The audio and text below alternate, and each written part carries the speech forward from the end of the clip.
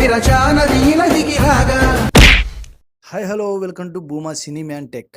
We are going to discuss about Badrinath. ఈ movie గురించి hit అని చెప్పాలా లేక ఫ్లాప్ అని చెప్పాలా? ఫ్లాప్ అని ఎగ్జాక్ట్గా చెప్పలేం, బట్ అయితే యావరేజ్ అని చెప్పొచ్చు as a box office verdict.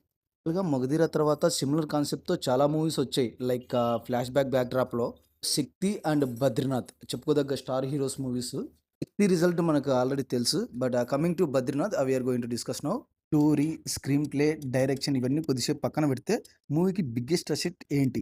Except director version కాకుండా నా దృష్టిలో అయితే బిగ్గెస్ట్ అసెట్ వచ్చేసి కీరవాణి గారి మ్యూజిక్ అండ్ బ్యాక్గ్రౌండ్ స్కోర్. చాలా వరకు సాంగ్స్ ఆడియన్స్కి బాగా కనెక్ట్ అయ్యాయి అనమాట. నా డివోషనల్ సాంగ్ కానీ, లేదంటే తమన్నా గారికి కానీ, అల్లు అర్జున్ గారికి మధ్య ఉండే లవ్ సాంగ్స్ కానీ, సో అలకనంద సాంగ్ కానీ, నచ్చౌరా సాంగ్ కానీ, నాథ్ నాథ్ సాంగ్ కానీ, ప్రతి సాంగ్ ఆడియన్స్కి బాగా కనెక్ట్ అయిందనే చెప్పాలి, ఇంక్లూడింగ్ అల్లు అర్జున్ గారు డ్యాన్స్ మూవ్తో సహా. వరకు ఏమనుకున్నారంటే ఈ మూవీ శక్తిలాగానే డెఫినెట్గా ఫ్లాప్ అవుద్ది అని చెప్పేసి అనుకున్నారు, బట్ కట్ చేస్తే బాక్స్ ఆఫీస్ వద్ద యావరేజ్ వర్డిక్ట్ అయితే ఎండ్ అయిపోయింది.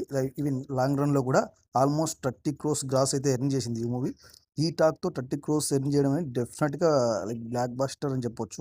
2011 టైం పీరియడ్లో 30 crores ఎర్న్ చేయడం అనేది ఇలాంటి టాక్తో కొంచెం కష్టమైన పనే చెప్పాలి. బద్రీనాథ్ మూవీ ఆ ఫీట్ని అయితే సాధించిందనే చెప్పాలి. మనం రీసెంట్ ఇయర్స్లో ఒక ఇంటర్వ్యూలో చెప్పారు, బద్రీనాథ్ మూవీ కమర్షియల్గా ఫెయిల్ అవ్వడానికి, అంత సక్సెస్ అవ్వడానికి కొన్ని ఫ్లాస్ ఉన్నాయి, అది కంప్లీట్గా నా మిస్టేక్ అని చెప్పేసి. స్క్రిప్ట్ అనేది వెల్గా స్ట్రక్చర్ అయితే చేసి ఉండొచ్చు, పొడిగా ఉండడం, ఎక్కడైతే ఆ హిందూ దేవాలయాలకి కాపాడడానికి సంరక్షణగా ఉండాలనే కాన్సెప్ట్ మంచిగా ఉంది.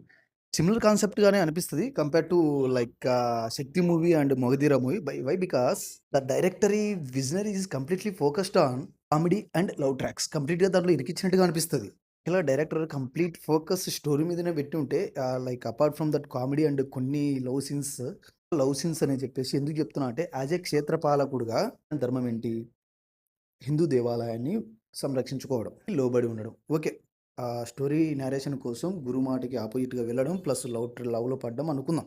ఏమవుతుందంటే కంప్లీట్గా డైవర్ట్ అయిపోద్ది. మనం ఏదైతే మనం ఇనిషియల్గా స్టోరీ ఉంటుందో బద్రీనాథ్కి సంబంధించిన స్టోరీ, ఆ స్టోరీ నుంచి డైవర్ట్ అయిపోయి లవ్ ట్రాక్ అండ్ కామెడీకి వెళ్ళిపోద్ది. That's it guys, this is the part 1 movie explanation of Badrinath movie. Support చేయండి, నేనైతే డెఫినెట్గా దీని కంటిన్యూషన్ పార్ట్ 2 చేస్తాను. మనకి షార్ట్ వీడియోలో అయితే అప్లోడ్ చేయడం కుదరదు, సో 2 పార్ట్స్గా డివైడ్ చేశాను నేను ఈ మూవీ ఎక్స్ప్లెనేషన్ని. ఈ వీడియోస్ కోసం please like and subscribe, and మన ఛానల్ అయితే విజిట్ చేయండి, కంటెంట్ నచ్చుద్ది మీకు డెఫినెట్గా.